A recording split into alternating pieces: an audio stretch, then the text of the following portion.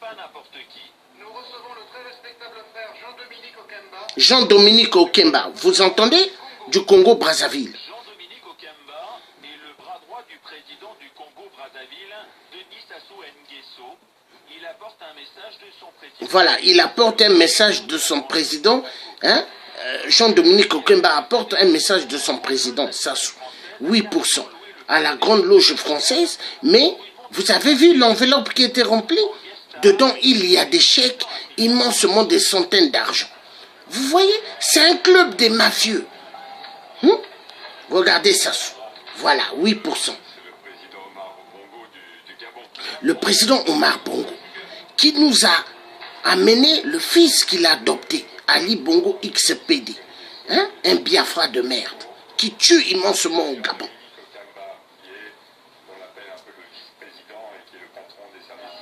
Voilà, Jean-Dominique Okemba, qui est le vice-président et au service des services de renseignement au Congo-Brazzaville. Voilà. Les présidents africains s'initient dans la franc-maçonnerie pour créer un grand réseau. C'est ce que le monsieur est en train d'expliquer.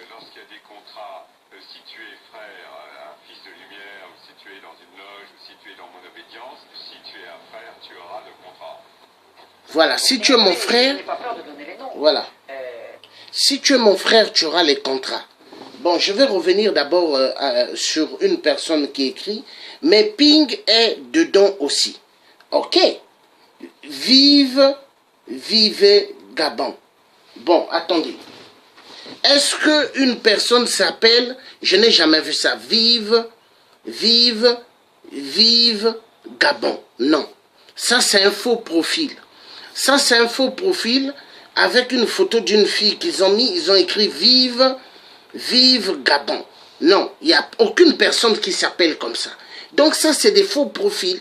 Et il vient mettre, mais Ping est dedans aussi. Oui, donc vous qui venez mettre Ping est dedans aussi, je veux vous dire, vous êtes les gens de Ali Bongo XPD, que Ali envoie.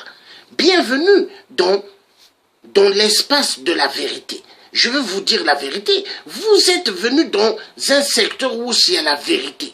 Et moi, je suis quelqu'un, j'écrase tous ceux qui sont des dictateurs, des enfoirés de merde qui tuent le peuple africain. Voilà. Donc, nous savons que Jean Ping était aussi un franc-maçon. Mais ça ne veut pas dire que Jean Ping, vu il était franc-maçon, que nous allons donner du double savate à Jean Ping. Niet. Jean Ping est le président élu par le peuple gabonais. Et ça, il faut le respecter. Moi, je n'irai jamais contre l'avis du peuple gabonais qui ont élu le président Jean Ping. Ils ont élu le président Jean Ping et ils le savent pourquoi. Je n'irai pas contre le point de vue du peuple gabonais. Je respecte leur point de vue. Un point, un trait. Maintenant, Jean Ping, c'est le président du Gabon. Et toutes les cellules maçonniques doivent comprendre que Jean Ping doit occuper le siège de chef de l'État. Un point, un trait. Il est temps de laisser maintenant les peuples gabonais tranquilles. Il est temps d'arrêter de tuer le peuple gabonais dans les crimes rituels. Il y en a marre. Et il y en a marre. Et il y en a marre. Maintenant, nous allons revenir sur le direct là des francs-maçons. Et après, je veux vous montrer ce que Léopold II disait au curé à l'époque, pour réveiller les consciences endormies. C'est parti. La Grande Loge nationale française, c'est la franc-maçonnerie la plus à droite, essentiellement, mais beaucoup plus. Aujourd'hui, tous les chefs d'État africains, france-africains, appartiennent à la GNL. Tous les dictateurs. Tous les dictateurs appartiennent à GNL. Tout à fait. Mais ils sont tous passés à la GNF. GNF. De même que les principaux responsables des services secrets, de même que les généraux qui commandent les anciennes troupes coloniales, de même que le lobby, une grande partie des gens qui dirigent le lobby pétrolier, et les trois chefs d'État qui m'ont fait un procès, Omar Bongo, Sassou Nguesso, Idriss Déby, Arkady Guédamac, dont j'ai parlé tout à l'heure, qui me fait un procès qui est un haut dignitaire de la GLNF, tout l'état-major de TF1, une grande partie de la presse régionale, etc., etc., font partie de ces réseaux d'initiés dont j'explique dans Noir Chirac qu'ils ont été constitués dans le cadre de la guerre froide. C'est-à-dire que quand il a fallu mettre en place des moyens de combattre le risque soviétique, il y a eu un service secret dans le service secret de la CIA qui s'est créé et qui a décidé de créer une sorte de chevalerie. Et cette chevalerie, ils l'ont recrutée à la fois dans certaines obédiences maçonniques très à droite, mais également dans les Rose-Croix, également dans les sectes de Templiers, la scientologie, etc. C'est-à-dire qu'il y a toute une partie sectaire initiée, mais qui n'est pas seulement la Genève, c'est aussi la mafia. La guerre froide s'est faite avec la mafia, que ce soit la mafia italienne ou la mafia corse. Et la mafia corse, on lui a attribué des fiefs en Afrique. Excusez-moi, vous avez entendu? La Grande Loge est une grande mafia. Mais pourquoi moi, quand je fais des vidéos, je dis que les francs-maçons sont des mafieux? Une grande mafia. Mais je sais parce que Dieu a mis beaucoup de données ici, dans ma tête. Et les francs-maçons, c'était celui qui a été créé pour la Grande Guerre froide. Donc la première et deuxième guerre mondiale que vous avez vue hitlérienne. Au fait, la guerre hitlérienne, quand Hitler attaquait l'Europe, Hitler n'attaquait pas l'Europe comme ça. C'était une guerre écrite pour attaquer. C'est eux-mêmes qui ont écrit cela. Pourquoi? Il fallait donner immensément du sang, des âmes et des esprits à Satan. Ils ont préféré passer par la guerre, tuer des gens. Mais c'était calculé. Calculé. Et c'est ce qui se passe dans nos terres en Afrique. Il faut zigouer immensement des vies. Donner des vies à Satan Lucifer. Mais c'est calculé. Parce que ce qu'ils ont fait hier en Europe, ils ne peuvent plus le refaire aujourd'hui. Il faut aller le faire en Afrique. Vous avez vu la guerre de la Yougoslavie et la Serbie. Est-ce que ça a mis du temps? Non, non. Est-ce que les grands criminels, ils ont mis du temps pour les juger? Non. Vite fait. Mais est-ce que RDC, ils jugent Kabila? Est-ce qu'ils jugent Sassou? Est-ce qu'ils jugent Paul Kagame, qu'ils ont nommé président, président du truc, l'Union africaine, un tueur, celui qui a bousillé l'avion de l'ancien président, Abiyarimana, le président rwandais, l'ancien qui a été tué. Et il y avait un président aussi africain à l'intérieur. Ils ont tué immensement. Mais qu'est-ce qui s'est passé? Il y a eu beaucoup de morts au Rwanda. Massacre, génocide. Mais est-ce que le génocide dépasse celui du Congo RDC? Au Congo RDC, il y a plus de 15 millions de morts. Silence total de toute la communauté internationale du sang. Donc, les Congolais qui aiment les salles veulent amener les gens avec le dieu boukadien à la conférence BIS. Mais qui n'est que conférence de l'abattoir. Parce que derrière, il y a des mesquins, il y a des gens de caractère d'esprit rancuniers, mauvais, qui veulent en découdre avec pas mal de gens. Et vous croyez que moi, le Tchèque est un vrai? Je vais rentrer dans cette casserole de désordre? Non. Moi, je suis un vrai. Je ne suis pas un faux. Je vais rentrer dans une casserole pour la destruction des vies, pour la destruction... Non, je ne rentre pas dedans. Je ne rentre pas dedans. Je ne suis pas quelqu'un qui aime boire le sang humain. Je ne suis pas quelqu'un qui aime manger la viande humaine parce que je ne suis pas un cannibale. Je ne suis pas un reptilien. Je ne suis pas un avatar.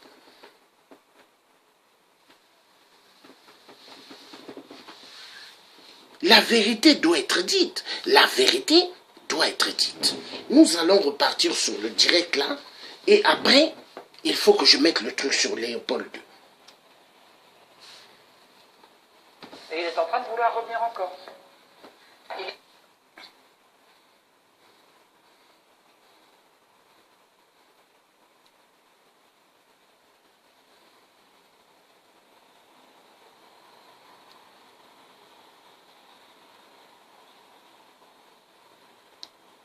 Là, on vous montre tous les francs-maçons. On vous les montre. Voilà. Et là, il montre les écrits, tout ce qu'ils ont fait là. Voilà.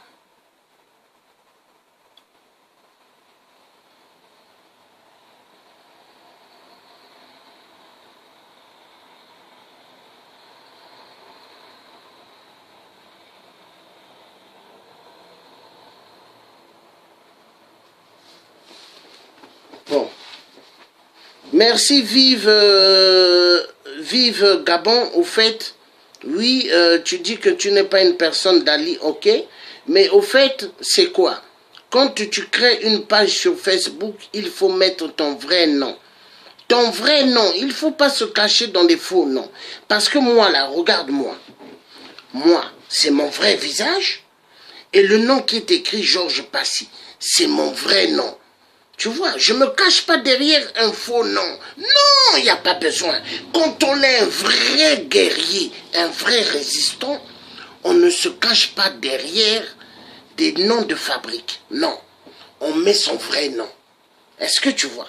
Moi là, c'est mon vrai visage. Regarde, regarde, c'est pas un faux visage, hein? C'est mon vrai visage. Hein?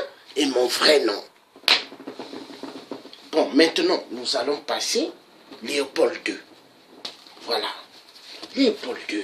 Léopold II, le grand sanguinaire. Léopold II. C'est important. Il faut que les gens comprennent dans quelle saladerie on veut amener pas mal de gens. Mais est-ce que les gens vont continuer à accepter d'être écrasés? Est-ce que les gens vont continuer à accepter d'être dans des saladeries bizarres? Est-ce que les gens vont accepter d'être dedans? Hein? Est-ce que les gens vont accepter d'être dans des saladeries? Je ne pense pas. Je ne pense pas parce que les gens, ils savent que la vérité doit être dite et la vérité sera toujours dite. Les gens ne veulent pas être dans des saladeries. Excusez-moi, je veux vous mettre la vraie. Vous allez voir, vous allez voir. C'est parti. Parce qu'il est temps que les gens puissent comprendre. Il est temps. Léopold II.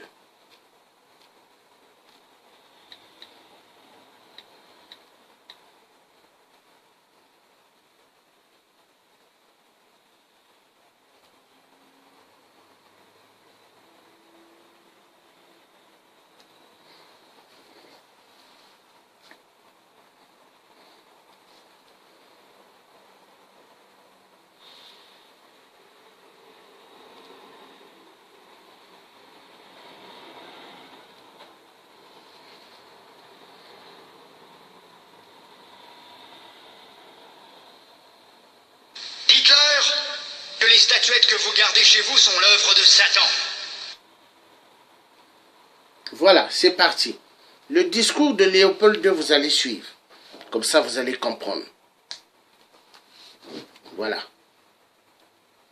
Du roi Léopold II, à l'arrivée des missionnaires au Congo belge, de voir des prêtres et pasteurs blancs dans cette patrie. Révérend père, pasteurs et chers compatriotes, soyez les bienvenus dans notre grande patrie du Congo belge. La tâche qui vous est confiée de remplir est très délicate et demande beaucoup de tact. Prêtres et pasteurs, vous venez certes pour évangéliser. Mais cette évangélisation s'inspire de notre grand principe, avant tout, les intérêts de la métropole. Le but essentiel de votre mission n'est point d'apprendre aux Noirs à connaître Dieu. Ils le connaissent déjà depuis leurs ancêtres. Ils prient et se soumettent à Nzambi Mpounou, je sache, et aussi à Nzambi Mawezi.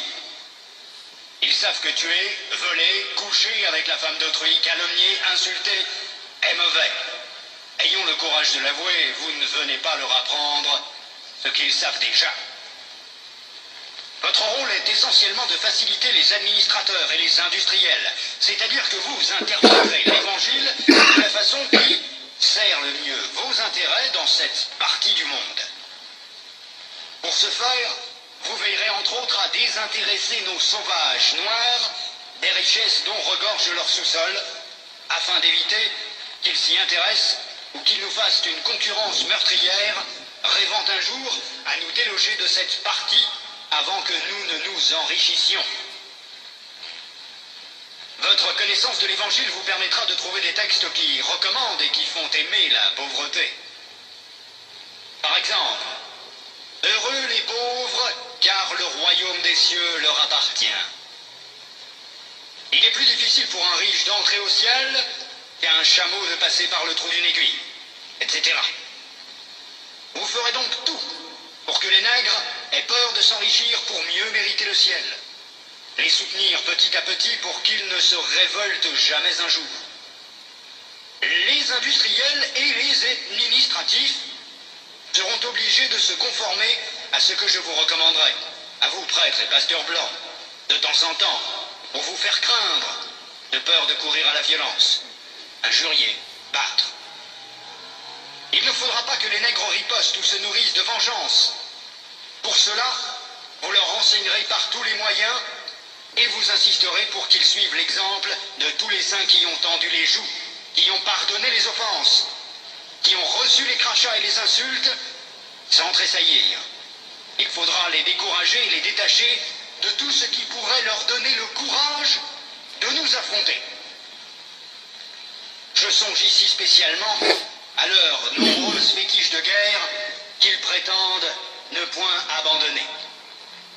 Votre action doit porter essentiellement sur les jeunes, afin qu'ils n'hésitent point de nous saluer. Quand le commandement du Père est en contradiction avec celui des missionnaires, qui sont les pères spirituels de leurs âmes, vous insisterez particulièrement sur la soumission et l'obéissance, même aveugle. Cette vertu se pratique mieux quand il y a absence de critique. Apprendre aux élèves à croire et non à raisonner. Ce sont là, chers prêtres, pasteurs et compatriotes, quelques-uns des principes que vous appliquerez sans faille. Vous en trouverez beaucoup d'autres dans les livres et textes qui vous seront remis à la fin de cette séance. Vous verrez donc ce que je recommanderais à vous, prêtres et pasteurs blancs. Évangélisez les Noirs jusqu'à la moelle des os, afin qu'ils ne se révoltent jamais contre les injustices que vous leur ferez subir. Faites-leur réciter chaque jour « Heureux ceux qui pleurent, car le royaume des cieux leur appartient ». Convertissez les Noirs au moyen des chicottes. Gardez leurs femmes à la mission pendant 9 mois, afin qu'elles travaillent pour vous. Courtisez-les s'il le faut, et exigez ensuite à ces convertis qu'ils offrent en signe de reconnaissance des bonnes viandes, poules, coqs et œufs, chaque fois que vous visitez leur village. Faites tout pour éviter que les Noirs ne deviennent riches. Pour ce faire, chantez-leur chaque jour qu'il est impossible à un homme riche d'entrer dans le royaume des cieux. Faites-leur payer une taxe chaque semaine à la messe de dimanche. Détournez cet argent prétendument destiné aux pauvres pour avoir des magasins importants là où vous êtes, paroisses, procures. Transformez vos missions ainsi en de gros centres commerciaux florissants et aidez légèrement les pauvres pour encourager d'autres blancs à investir régulièrement. Demandez aux Noirs de mourir de faim et vous autres vous mangerez 5 fois par jour. En plus, que vos ventres soient toujours pleins de bonnes choses et que vos bouches exhalent partout l'odeur des oignons. Instituez pour eux un système de confection qui fera de vous de bons détecteurs pour dénoncer tout Noir à une prise de conscience pour la revendication de l'indépendance nationale. Enseignez une doctrine que vous ne mettrez pas en pratique. Et peut-être s'ils vous demandent pourquoi vous comportez-vous contrairement à ce que vous prêchez, répondez-leur, vous les Noirs, suivez ce que nous disons et non ce que nous faisons. Et s'ils répliquent en disant qu'une foi sans œuvre est une foi morte, fâchez-vous en appliquant le fouet et répondez-leur, heureux ceux qui croient sans protester. Voilà. Donc vous avez suivi. Vous avez suivi. Je vous ai mis là. Des les statuettes je vous ai mis, de Satan. Confisquez-les. je vous ai mis la vidéo de Léopold II. Et vous voyez une tablette. Quand vous fermez la tablette, la vidéo, elle doit se taire.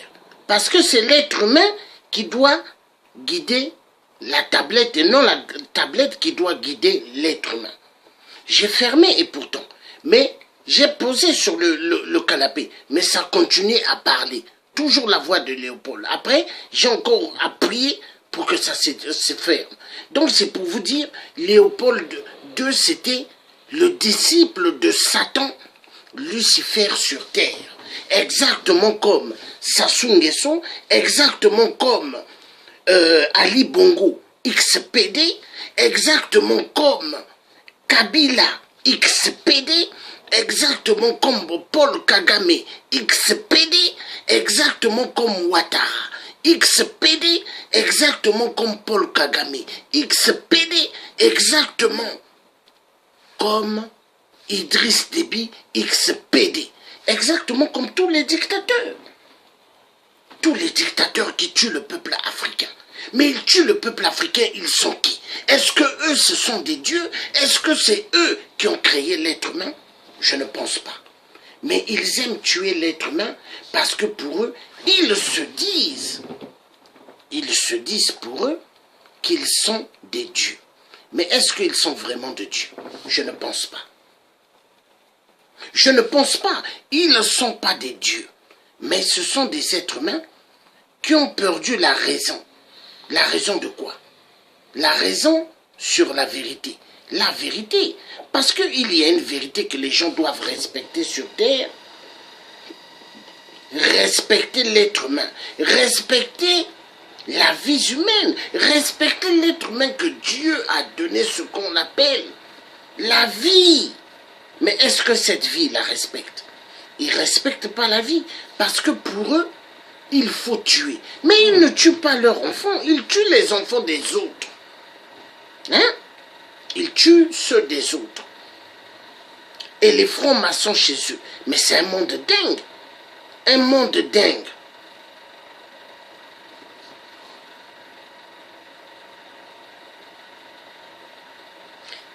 Oui. Ah, voilà. Le frère est en train de dire ici. Hein? Merci vraiment. Oui. Il dit salut le Tché. Le noir est encore loin de comprendre que l'Église catholique est un système mis en place pour nous endormir. Voilà, bravo. Mais c'est vrai, mon frère. L'Église catholique est là pour faire endormir les peuples africains. Oui. Il faut suivre des vidéos de moi. Tu suis des vidéos de moi sur Facebook ou sur YouTube où ce que je parlais des églises catholiques. Et tu comprendras bien qu'est-ce que je voulais dire. Hein? Ou vous comprendrez bien qu'est-ce que je voulais dire derrière. Hein? Donc, on va repartir sur les bonnes choses. Donc, nous avons un sérieux problème. Il est temps que les gens puissent comprendre. Parce qu'il faut que les gens arrêtent de venir bluffer les Congolais. Les Congolais ne sont plus des dupes. Les Congolais ont les yeux grandement ouverts. Grandement ouverts. Bon. On va passer aux choses sérieuses. Ici.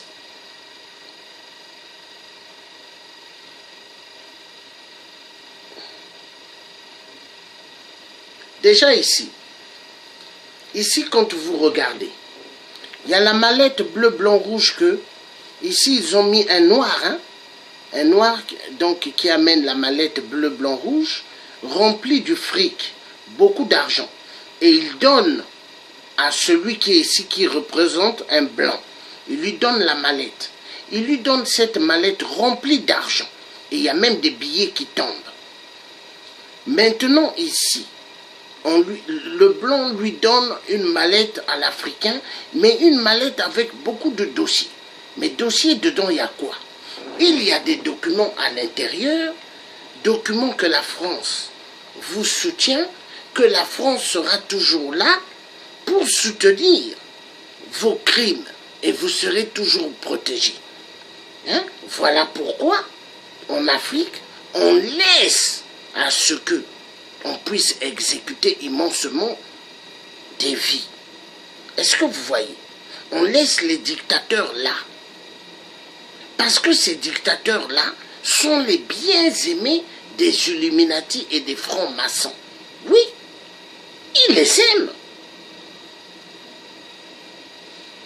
Maintenant, ça c'est la France-Afrique, hein, ici là, que je vous ai montré tout à l'heure, France-Afrique, une grande mafia, exactement comme l'Église catholique, exactement comme le Vatican, chez le pape, une grande mafia, toujours les mêmes cellules des clubs.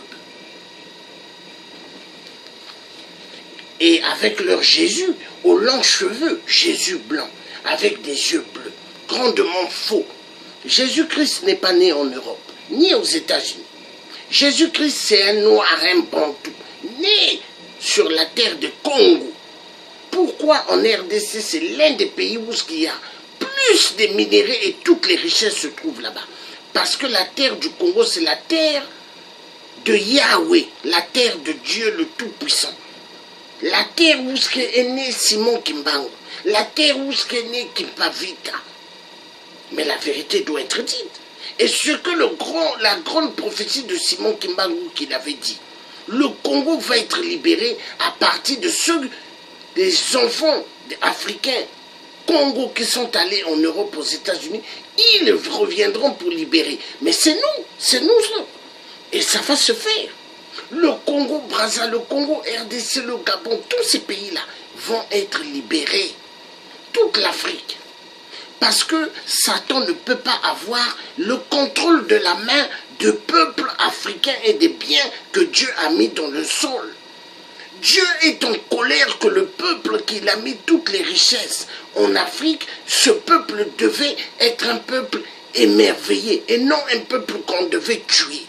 Mais on tue ce peuple par l'homme blanc. L'homme blanc qui est un homme, un être humain égoïsme. L'homme blanc, comme je dis, je m'adresse aux hommes politiques véreux. Les Américains, les Français, les Anglais, les Espagnols, les Italiens, c'est tous des gens mauvais. Donc, qu'est-ce qu'ils font? Il faut tuer les Gabonais, il faut tuer les Congolais de la RDC, il faut tuer les Congolais de Brazzaville pour les pillages des minéraux. Est-ce que c'est normal? Est-ce que c'est normal? Est-ce que c'est normal?